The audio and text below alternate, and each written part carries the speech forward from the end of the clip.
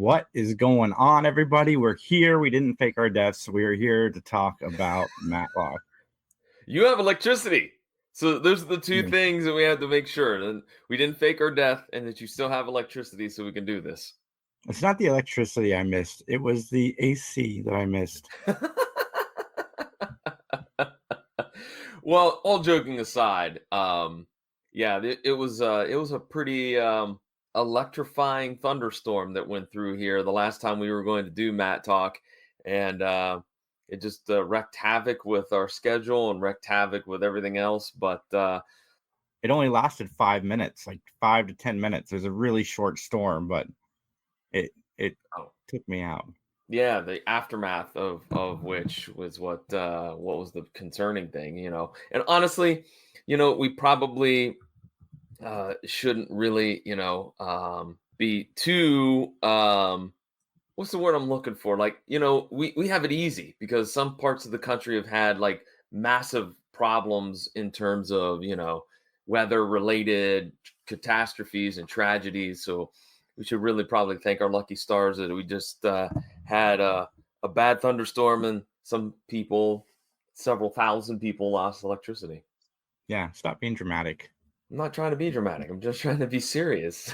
I'm just saying we need to stop being dramatic. Oh, we need to. Yes, we do. Definitely. Because all that happened in other parts of the United States, our heart and our thoughts and prayers go out to those folks.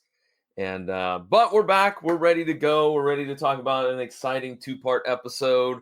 But before we do that, let's get into what are we watching? What are you watching, man? What have you been watching?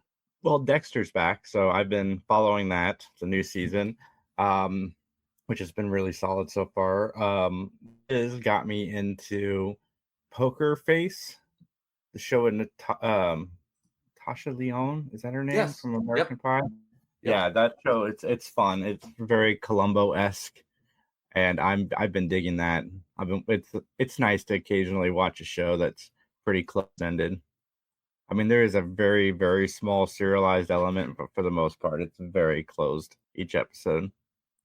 For me, I watched an interesting documentary. I was up in Rhode Island a couple of weeks ago visiting mom and stepdad, and on the plane ride home, the wife and I watched a documentary called "The Boy Who Lived."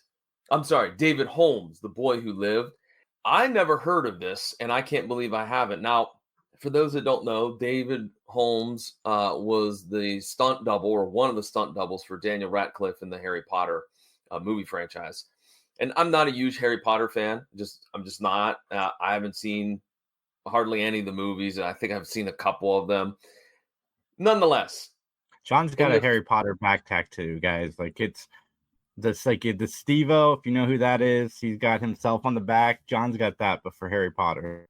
No, that is not accurate at all. But did you hear about this? Like right before the last movie, during pre-production, David Holmes was horribly injured in a stunt gone wrong. Did you hear about this? Because I never heard about it, and I thought it would make and apparently it did. It made all of the entertainment news, like Variety and the Hollywood Reporter and everything, but I don't remember ever hearing anything about it.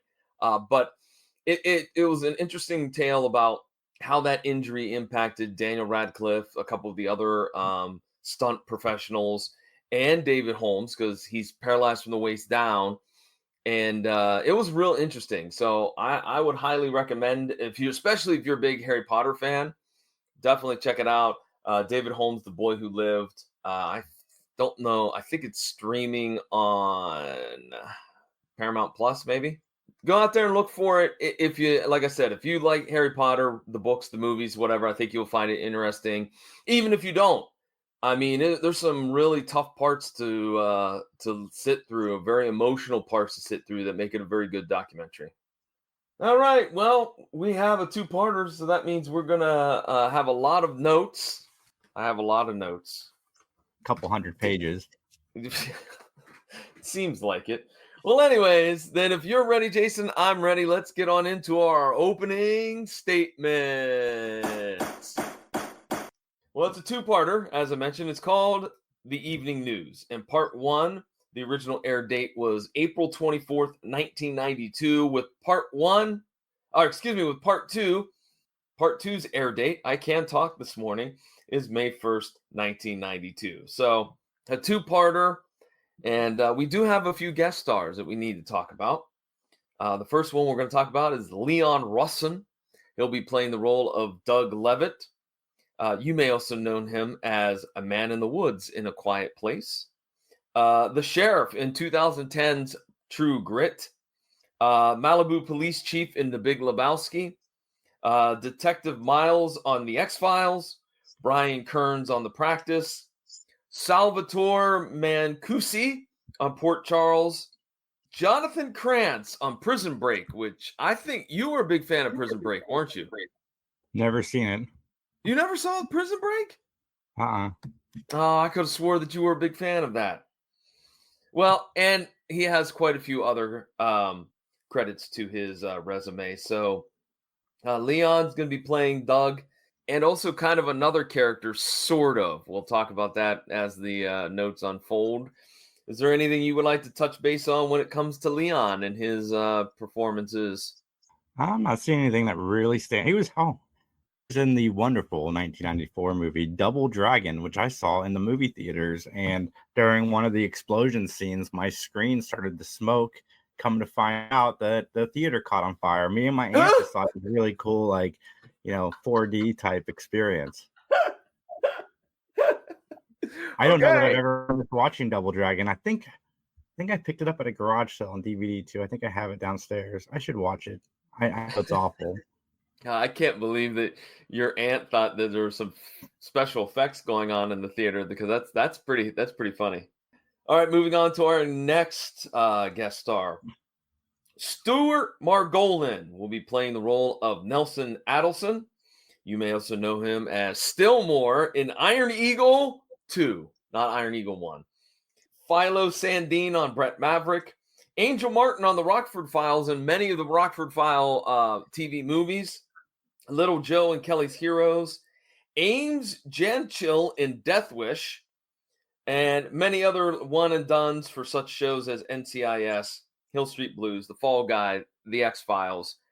I got to be honest with you. I'm a big fan of Death Wish. I think it's probably one of the best vengeance films that has ever been made. I don't remember Stewart being in that movie. I now, granted, I didn't take time to rewatch the movie between taking these notes and recording, but I don't recall this actor, being in Death Wish. But he was in Iron Eagle 2, which makes me ask, Jason, have you ever seen Iron Eagle? John, I've not seen Iron Eagle, and the only Death Wish movie I've seen was the Bruce Willis remake. And I need to fix both of those problems because I haven't seen either one.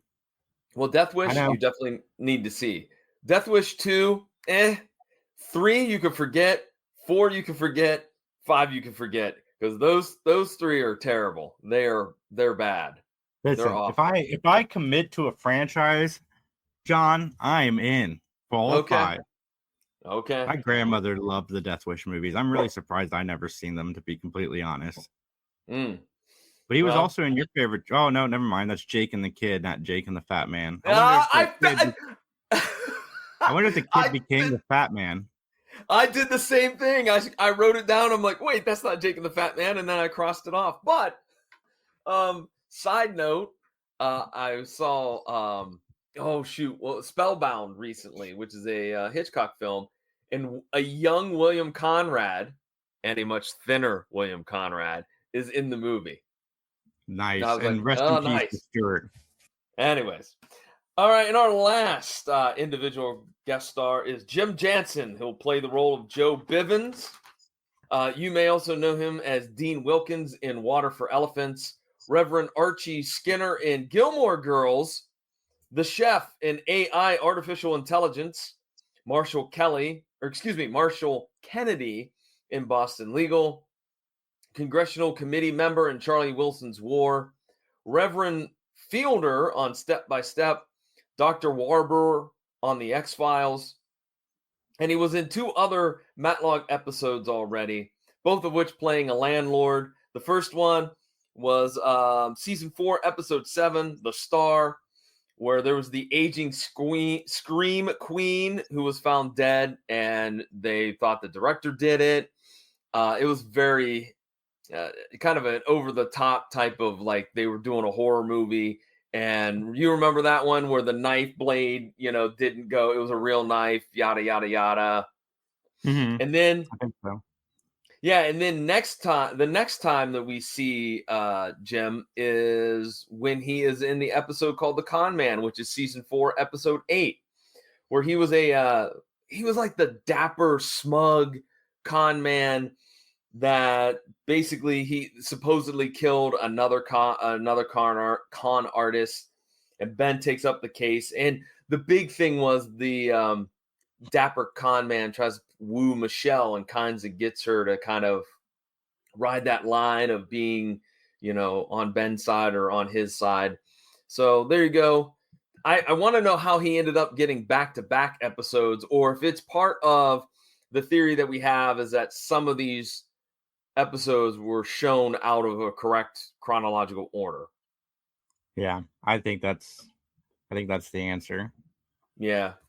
So anything else you want to mention about either one of these guest stars? Nope. All right, then. Jason, I have to ask you a question. It's the question I ask you all the time. Hold on. We didn't talk about Robert Curtis Brown. Well, then let's talk about Robert Curtis Brown. He was in Murder, She Wrote, Halloween 2, the Rob Zombie one. He was also in The Handmaid's Tale, CSI Vegas, Station 19, Trading Places. Can't remember if I said Murder, She Wrote, but Murder, She Wrote, and the movie, what's it called? Stuart Saves His Family, the Stuart Smalley Saturday Night Live movie. I don't know if I even remember that movie. I'm trying to think. Do you remember the character? I do remember Al the Franken? character. Yes, I do remember the Oh character. my God, this was Harold Ramis directed this? How have I not seen this? Yeah. Wow, Vincent D'Onofrio is in this thing? Is in the Stuart Smalley movie? Yeah. Holy Toledo, Batman. I'm gonna have to watch it because I like Rick Moranis and he directed it. Now, let's be honest, there was a period in time where Saturday Night Live was cranking out those movies, and a lot of them were not very good. This came out, I think, the same time as It's Pat movie came out. Oh. Which I wonder if It's Pat, that'd probably be canceled now, right? Oh yeah. Yeah. In big giant red letters, it would have canceled across it. Yes. Not very friendly to the society that we currently live in for some individuals. And we'll leave it at that. Right. Well, John, all right. After this, I'll be watching Stuart Saves His Family. Did you watch The Ladies' Man with Tim Meadows? I have not seen that. Okay. Look, here's the deal. Wayne's World was fantastic. All right. Even Wayne's World 2 was good. But that was a one-time deal because, look, I think those sketches, they only have like a small shelf, a window, you know what I mean? Like, for an example, I love the Trailer Park Boys out of Canada, but their movies are hard to sit through because it's geared to be like a 20-minute skit. And when you get to 90 minutes to 2 hours, like the gags run thin, So I don't know. I mean, Blues Brothers was okay. People really like Coneheads. I'm trying to think of what else came out Saturday Night Live related. Tommy Boy is technically an SNL production, even though it's not a character. Superstar. And then Night at the Roxbury. Oh yeah, which I have not seen. I've not seen that either. They're funny.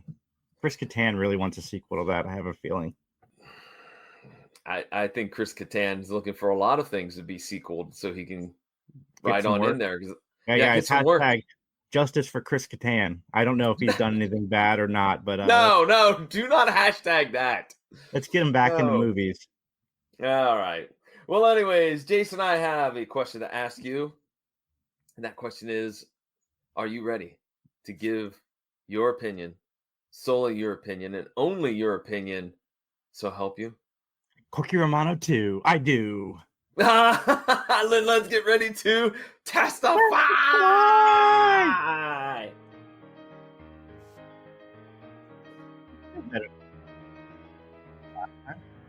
All right, ladies and gentlemen, we're going to get to the plot. When a reporter and a rich businessman conspire to rip off some real estate and frame an innocent man, Ben steps in to defend the innocent man. Opening scene, cityscape at night. There's a newscast about Southgate fire. I really like this, even though this is very subtle, but I like how they did like the Chiron, the titles that would come up for the guest stars and the producer and the directors and that. It had kind of that network news feel to it. I really liked that. I thought it was good. We cut to a courtroom where a interview is going on. Mr. Finley, Bill Finley, is interviewing Ben about his career. And I like that we hear about Ben calling a judge a jackass. We're starting off strong. He celebrates the word. Oh, he does. He puts a little oomph into it. Yeah, you can say anything you want on television now, Ben. That only would work if the next thing out of Bill Finley's mouth was, something with an expletive in it. That we can say whatever we want now. F it, But so Bill ends up asking Ben about court cases that he has no idea about, including one that's clearly thinly veiled as a Rocky and Bullwinkle mention.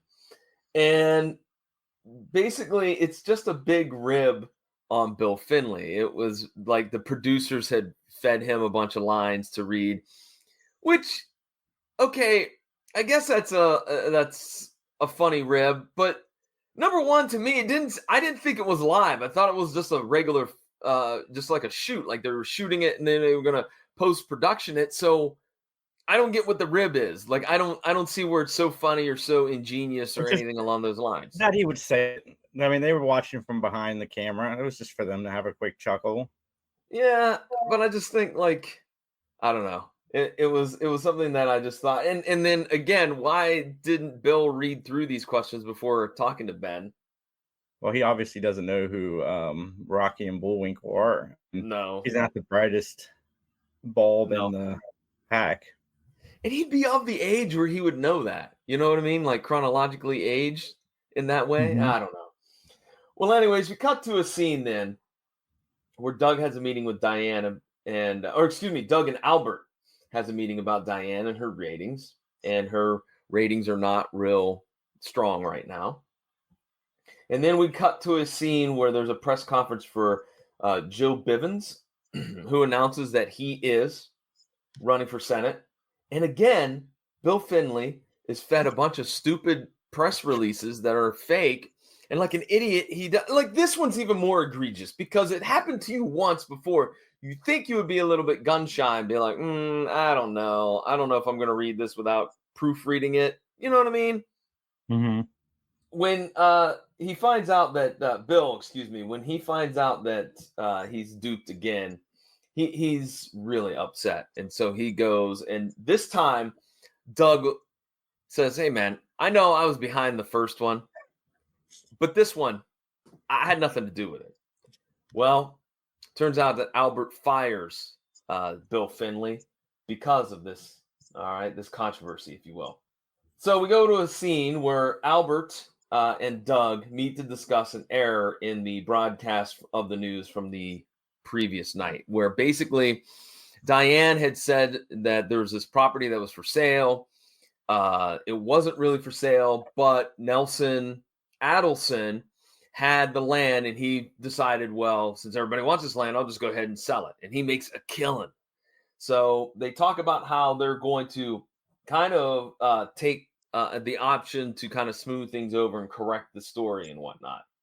But Albert's a little bit suspicious, as he should be, because Doug is a little bit shady. Albert overhears a phone call between Doug and Nelson. And then inexplicably at Ben's house, Albert shows up and he's like, hey, I think that maybe Nelson and Doug are in cahoots together. There's something Mhm. going on. And Ben's like, hey, do you have any proof? And Albert goes, well, I have cell phone records because it's our, well, excuse me, it's our, what do they, it's not a cell phone, it would be a car phone. Yeah. We have 9 calls between Doug and Nelson. And Which so those that's my car proof. phones, man, those things were amazingly expensive. I remember my cousin had one, and he let me borrow his Chevy Blazer to go to the Pittsburgh Comic Con. Man, I felt like I was big man on campus. Let me tell you that right now. Would you call 'Cause somebody for 30 seconds and owe him $575? no, I was not that cousin. I wanted to, but I'm like, nah. But I do think, if I remember correctly, Jason, I think I borrowed it one other time, or he let me borrow his Blazer one other time to go run to a restaurant or something. And I did use it because something happened with the order and I had to call him or something. There's something in my mind that reminds me that I did use it, but I used it because it was an actual like kind of emergency. It wasn't like, hey, look at me, I got a car phone. Yeah, look at me. Yeah. No, I didn't do that. Well, Albert confronts Doug. He's like, "Hey, man, what are you calling this guy Nelson Edelston for? Like, this looks fishy, man." And Doug lies about it. He goes, "I don't know what you're talking about. I don't know Nelson." And so Albert goes, "Aha, caught you! Because why are you calling him all the time if you don't know him?" So he fires Doug, and Doug storms out of the newsroom. And Doug then shows up at Diane's house, and Doug's like, look, we got this good thing going on where we're going to all make some money. You, me, and Nelson, right? But unfortunately, I got fired today from Albert. And then he makes a thinly veiled threat about, if I get called into court, I'm going to have to bring everybody in. And that makes Diane a little bit nervous. So speaking of Diane, she sets up a meeting with Nelson to get her money. And they make an agreement for the money to switch hands. Basically, Nelson says, I'll get you the money. All right. But you got to wait a little bit. That's the thing with Nelson in this episode. He's always got you got to wait a little bit. Got to wait a little bit. I don't have the money on me. He's always got a valid excuse, or quote unquote valid, I should say. So in a scene that really didn't make any sense to me, and I don't know, you could tell me what you thought, Jason. Doug follows Diane to like a construction site where she gets out of her car. She goes into the office. She comes out and she's got a little box with her. All right. And so I was really confused at this moment as to what was in the box. What did you have any thoughts on what may be in the box, or do you have any thoughts so far on what we've talked about here in this episode? No, but you don't. No, the best way for 3 people to keep a secret is if 2 of them are dead. Rule of thumb, ladies and gentlemen. If you're involved in a conspiracy, kill off your partners. Yes.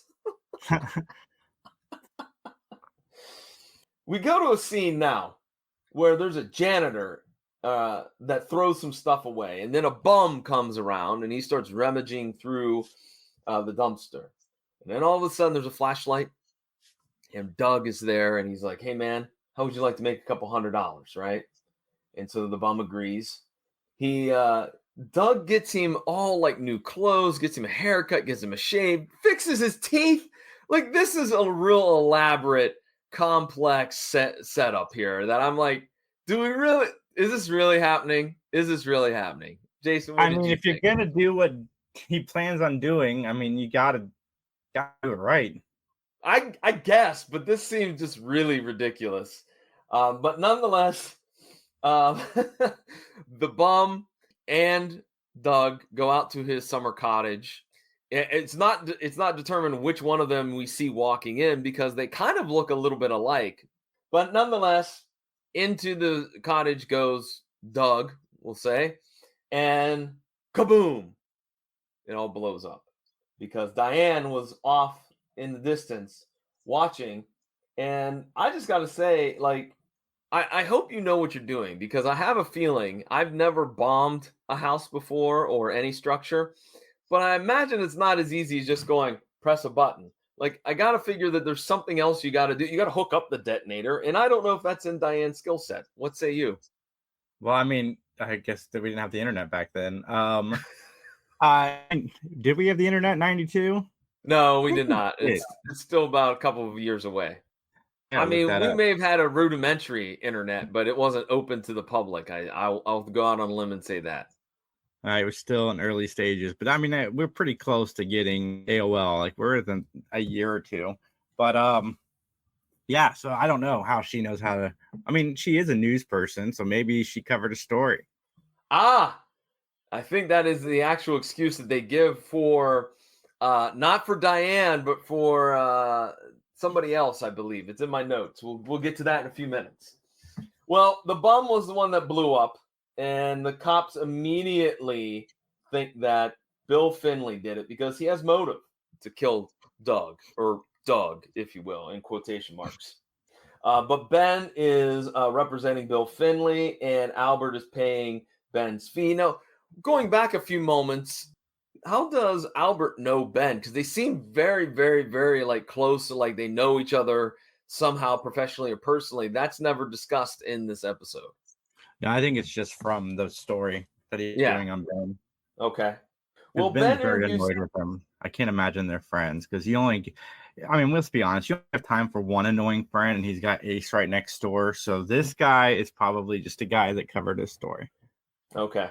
Or they run in similar circles, I suppose. I imagine that Albert, the head of the TV station, probably has had many opportunities to interact with Ben. Well, speaking of interaction, Ben interviews and discusses the case with Nelson. And Nelson and Doug, are they pals? Because there's a lot of phone calls. And, basically, Ben's like, for somebody that doesn't seem to be real close, you seem to talk awful lot. And then Nelson has an alibi, and it's the Ben Matlock alibi that we love, that we absolutely love, is that it can't be Nelson because he's cheating on his wife and he was in bed with somebody named Jody. Mhm. Oh, there it is. The old I'm in bed with somebody alibi. Yeah, and Ben giggles or he gets giddy about it again. Yeah, he does. Luckily for Nelson and all the other philanderers out there that need an alibi, Coldplay wasn't around. No. There you go. Ben is pulled over by the cops because he ran through a stop sign. And Ben claims that there's a brush that is kind of blocking the sign. And it doesn't matter. The cops writing him a ticket, and that ticket is $61. And I wrote down, why is this necessary? Like, why? Okay, so we're going to let the cat out of the bag. There's going to be several different scenes where Ben's trying to solve the case of proving that you can't see the stop sign, so you shouldn't have to pay the $61. It was ridiculous. It was a waste of time. It was dumb. It might be the reason why we had to have this as two separate episodes. I don't know. It was annoying. I hated it. I loved it. I thought it was funny. And I like the fact that, spent more money trying to get out of the ticket than they did actually paying the ticket. So I was for it. Well, Albert has found some evidence in Diane's office, and it was some blank letterhead, which was used when we talked about Senator Bevin trying to run for re-election. So it's proving that she had a hand in that prank somehow, and that Bill Finley would have a gripe because of that joke got him fired. So is Finley been set up by Diane? And Finley thinks yes. And so Ben and him kind of discuss and argue about the case. So enter Conrad. Conrad and Ben are at Doug's place, and Diane meets with Nelson in the next scene, and she thinks that the cops are onto her. And she wants her money. All right. And she wants Doug's share of the money, and she wants it by Friday. And so they kind of set up a way that Diane's going to get her cash from this elaborate scheme of real estate. Here we go to another unnecessary stop sign silliness with a video cassette recorder that was clearly, superbly the 90s, if I must say so myself. Amazing. Mm-hmm. That cost like $800. Probably more. Probably. That's a low end figure. You're right. So those VHS recorders were not cheap. So Diane is doing the news when Bill shows up during one of the breaks, and he confronts her on set, right? And it gets really heated. In fact, the main boss has to throw Bill off the set and out of the building. And so we cut to a scene where Nelson gets in his car and he's followed by Conrad, and he goes to a pool hall in a shady part of town. And he chats with a dude that we later find out his name is Reggie. And so basically, CM's on the car phone, and it's by CM. I'm sorry, that's my abbreviation of Conrad. Conrad is on his, speaking of which, he's on his car phone, which means that he's paying $82 for this 30-second call. And Conrad enters the pool hall, and he walks right into like an argument between two rival gangs. All right. Mhm. And it was asked by my wife, who happened to be watching the episode with me as well. Why in the 90s did everybody flash that they had a gun? Like, it seems unnecessary. Like, she goes, you wouldn't do that in real life, would you? I'm like, no, you'd probably just pull it out and shoot somebody. That's probably you're accurate. But it was a staple of the 80s, man. You know, You don't do that? I do that all the time. I only do it when I run a stop sign and then I'm busted and then I have to get out of the ticket. And I just go, hey, police. Yeah, I show everybody the water gun. The water gun. Or the pellet gun, the BB gun. Did you have those? What were those water guns that were big in the 90s? What was Super Soaker? Super Soakers. Oh my god. I had the 100, the 1000. I had them all. I had the one that had the backpack. Oh my god. You were armed to the teeth. I was serious about my water wars. Oh, I would say so. Geez, oi. Oh man. Well, anyways, Bill Finley shows up at Ben's and he says, look, Diane wasn't in her office. All right. She wasn't. She claims that she was, but that alibi doesn't work for Bill. So Ben goes back to talk to Diane about Chinese food and her alibi. So basically what Ben is saying is that the food showed up and she wasn't there, but they held it at the front desk, and that means that she was aware. And she just plainly says, well, I was in my office working. But don't worry, Ben hits her with some papers, a subpoena to show up in court. Now, Conrad finds the bomb guy, and I don't remember what his name was. I just wrote him down as bomb guy. It becomes clear that Diane hired him, and then the bomb guy gets very upset and kicks Conrad out of his garage, which I don't think you want an angry bomb guy, in your life. No, but I mean, everybody has a guy for something. I need a bomb guy. You mean you need a DJ so you could drop those fat bombs when you rap, as in your last short rapping to Ice Ice Baby. Thank you, John. I do. You're welcome. Go look that up, ladies and gentlemen. It's good stuff. You commanded the room. It was good. I'm not making fun. I tried my hand at Miss Jackson one time at karaoke, and it was not good. I'm sorry, Miss Jackson, for butchering this song, is what I should have been saying. It's all right. You'll nail it next time. There you go. Bomb guy calls Conrad later on, and he kind of gives him some details as to who he got the detonator from, how you build the bomb, et cetera, et cetera. So we go to the courtroom, and Ben has Diane on the stand, and the bomb maker is in the courtroom.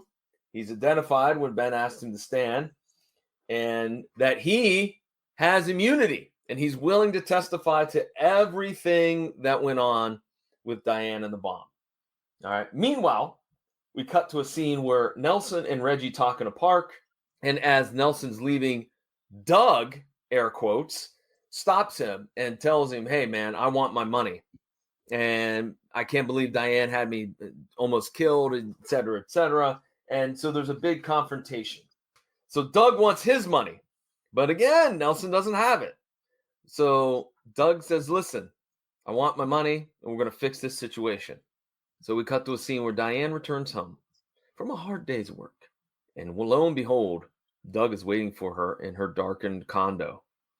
Doug reveals that he knows it all and explains how he did it, how he got somebody that looked like him that was a street urchin, a bum, to go into the cottage. You blew it up, and now you want my money. And so after a few moments of struggle, it ends up that Diane is force-fed some pills, and she just happened to already have a drink in her system, and that leads her to die. and it looks like a suicide. And that is the end of part 1. I think there's probably more efficient ways of killing somebody and making it look like a suicide than shoving pills down their throat. Yeah, I mean, you run a lot of risks with that one. Yeah, because like as my wife pointed out, he wipes down the glass and he wipes down the coffee table, but he was touching Diane. Wouldn't some of his, because now we're getting into DNA, it's 92, like you touched, there's fingerprints and whatnot and other places, maybe on her clothing or on her neck, whatnot. It just seemed that, there's easier ways and more efficient ways to do this. Probably, but he Probably. doesn't care. Yeah. He doesn't care. Now, for the first time in a two-parter, we have a different cityscape this time, a different opening scene. It's kind of, again, another newscast about a house fire, same Chiron effect, if you will. And we cut to a scene of Ben, Conrad, and Detective Brooks in Diane's apartment. They mention something about Harvey Cordell, her lawyers there at the scene. I don't know why they mentioned that because he never shows up in the episode, but he's supposedly going to come that day to the courtroom and be the attorney for Diane. And I, again, don't know why that was a big deal. But what is a big deal is that Ben notices there's some Flint Rock whiskey. It is the same whiskey or scotch, excuse me, that Nelson drinks, and offered him a drink a few scenes ago when Ben stopped by to interview him. And it's really expensive whiskey or scotch, excuse me. I keep saying whiskey, it's scotch. And so that makes Ben kind of suspicious of what's going on here with Diane, Nelson, and, well, we all know Doug, but he doesn't know about Doug's survival, if you will, of the bombing. Yeah, Doug will survive as long as he knows how to love. Do you enjoy the Gloria Gaynor version or the cake version more? I like both of them. The cake version shocked me when it dropped the F-bomb in the middle of it. Yeah, well, yeah. I forgot that the regular version has the F-bomb in it. I'm used to the radio edit. Well, we cut to the courtroom where Ben's in traffic court. Ben wants the case thrown out. Excuse me. I got the wrong courtroom scene. That's later. I got the wrong one checked off. He's got his notes all discombobulated, folks. I do. I have so many notes. I got to a point where I was running out of legal pads. That's for reals. Anyways, we go to the courtroom where Ben wants the case thrown out because obviously Doug is dead. So we can't have a trial without Doug. But the prosecutor's saying, no dice, man. We're going to go ahead and prosecute and find out who all else is involved in this conspiracy. So Ben basically gets 3 more days to work on the case. Then there's more stupidity with the stop sign. We'll leave that there. And then Conrad's watching this random gang member playing basketball, right? And a car rolls up, and it's the same 2 gangs, and they fight in between each other, and Conrad jumps in to help so that he can get undercover within the gang. Gotta say, I think that Clarence Gilliard played this role pretty close to the vest. I dug his portrayal of the gangster Conrad, if you will. Mm-hmm. You dug it.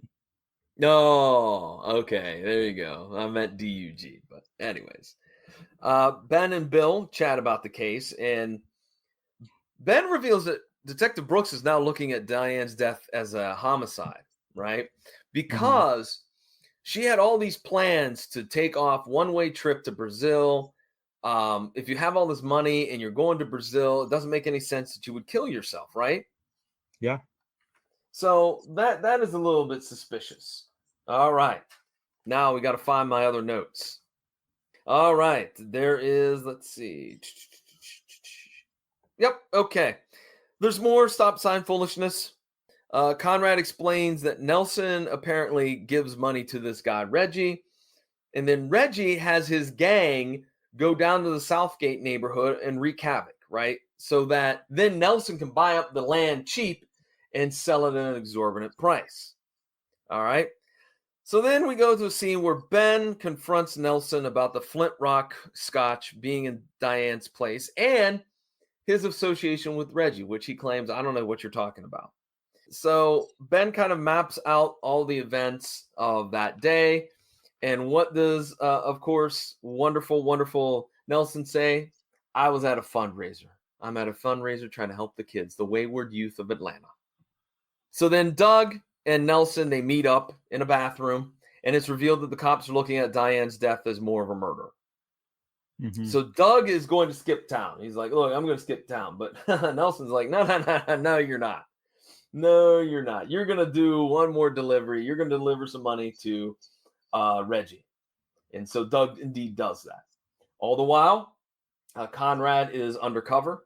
And in fact, some of the other gang members are like, are you ready for a little action? You going to raise some hell? And he's like, yeah. You want to make some money? Yeah. Well, you will tonight.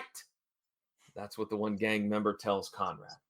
So we go to Bill Finley is at Doug's place, but he goes ahead and enters when he clearly sees that there's witnesses to him breaking and entering. The neighbor with the dog is right there. And so nonetheless, even though he finds a clue, the cops are there and they arrest Bill. Then we cut to a scene where the gang sets a house on fire, but they get caught. And I like that this is an elaborate ruse by Conrad. This is some good stuff, because what we're going to find out in just the next scene at police headquarters is that we're going to get angry Ben, and he chews out Bill for being stupid enough to go into the house, even though he found a clue. In the meantime, Lieutenant Brooks comes with Conrad under arrest, quote unquote, along with all the other gang members. Wait, isn't that? Come on, tell me about your clue. Yeah, I mean, exactly. The clue, yeah. I mean, tell me about it. So Ben in the next scene is making breakfast as Conrad shows up, fresh from the Hooskow. And Reggie bailed out all of his other gang members as well. Bill shows up, and the clue is a dentist appointment. And Doug has a specific dentist, as we all do, that he goes to, and it's not the one in which he saw some information on Doug's desk. And Doug is immaculate when it comes to his teeth. So he wants to know, why did he go to a different dentist? And so they all three go to Doug's place, and they find that there's another clue, that the blood pressure pills that Doug takes is empty. And that's kind of confusing. And they find out that there was another man with Doug when he goes to this new dentist. And this new dentist did a lot of dental work. Mm-hmm. Isn't this a violation of HIPAA, by the way? And he went as Doug. Right. And he went as Doug. So not only are we seeing a violation of HIPAA, but we're seeing some chicanery here with the blood pressure medicine, which I didn't really understand that. So Doug took it, but I guess the question is, and correct me if I'm wrong, Jason, it's empty, meaning that somebody's been taking it. Who would be taking it other than Doug? Yeah. Yeah, I mean, I think that's the only sense that makes. So Reggie tries to shake down a guy in Southgate, just a regular citizen, about selling his place. So that guy ends up phoning Ben. And now Ben is in traffic court, and we get stubborn Ben. And stubborn Ben doesn't want to pay the $61. And he keeps using the word damn it. I think he uses jackass too. And so he gets hit with not one $61 fine, but two for using profanity in the courtroom. Yeah, and it's a judge that he was talking about at the beginning of the episode. Yeah, it is. That's the nice little nod to that. And you know, I've overlooked the fact that the video camera got broken. Ben got poison ivy, ripped his suit. He get muddied up his boots. All of these ridiculously comedic, and I'm going to use that term loosely, shenanigans happened to Ben while he was trying to get out of this ticket. Yeah, cost more. Yeah. So Doug and Nelson have another meeting about the holdouts in Southgate. Doug gives Reggie more money, but Ben stops Doug outside of the building and ends up arresting Doug. So we find out at police headquarters that Doug claims his real name is Jim. And then Doug lawyers up, and Doug is confronted by Finley, who ends up slugging him and hurting his hand. Again, Ben is not going to be happy with this. Conrad and Ben are back to Diane's place. They want to move the sofa. Ben wants to move the sofa, right? He's got a hint, a hunch, excuse me, not a hint.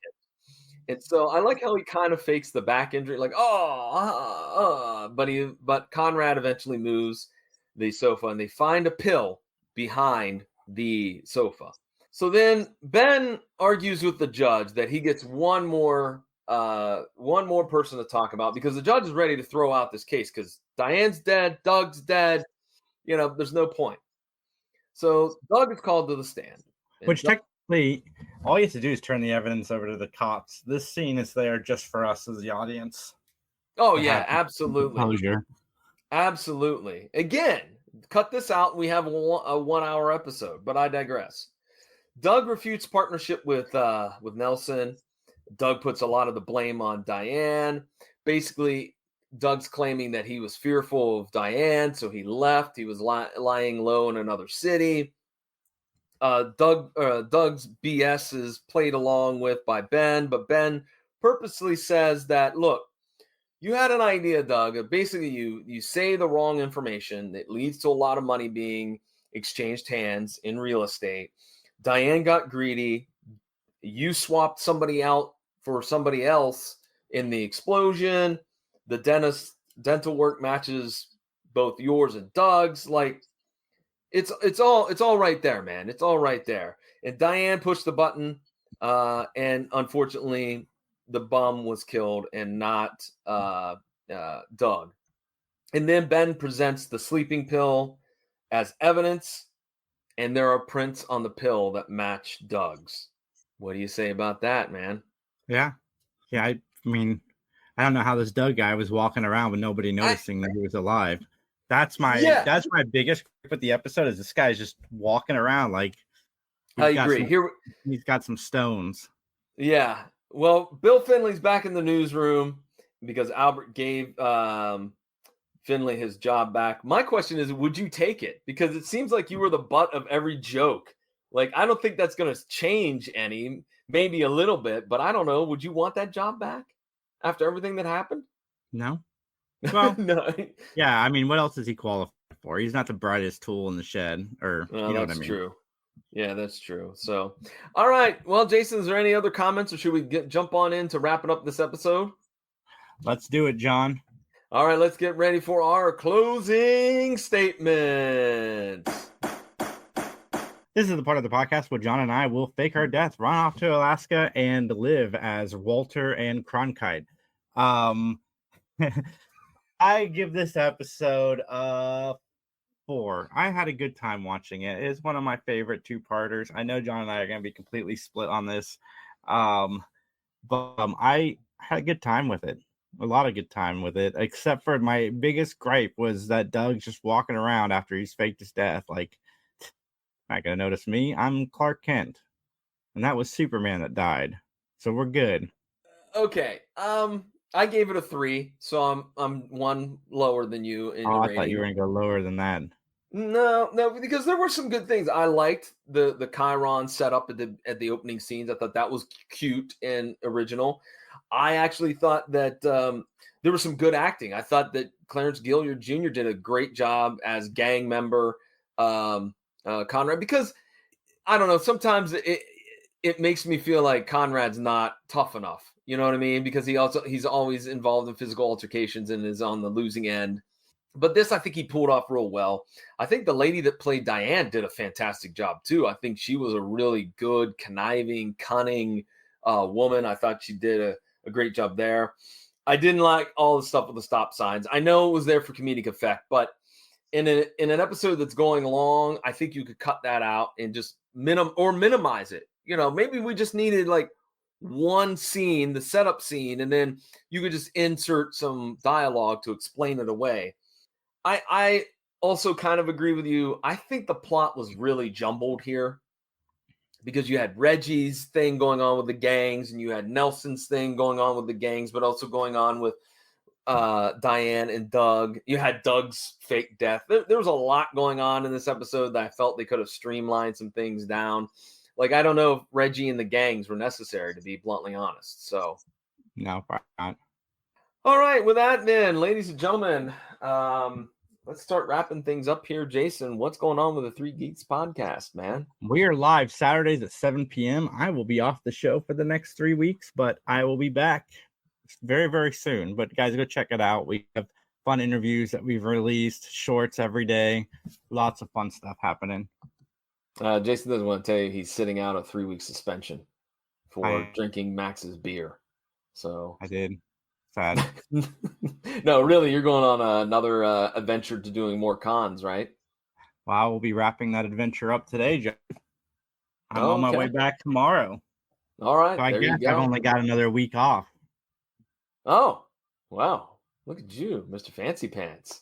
I forgot. Anyways, I'm like talking like it's now, but it's not. It's the future. Dude, we had them all duped, and now you had to ruin it. I know. Sorry. Oh, well, that's all right. Anyways, the PVD cast. Well, you know what? It makes it easy on me because I don't know what episode we're on in the PVD cast because we are pre-recording this. So, hey, just go to pvdcast.com. There's lots of great content over there. Again, available at pvdcast.com or wherever you find great podcasts. Check out my stuff. So, with that, shall we get on out of here, Jason? We shall, John. As they say in court. Nothing further.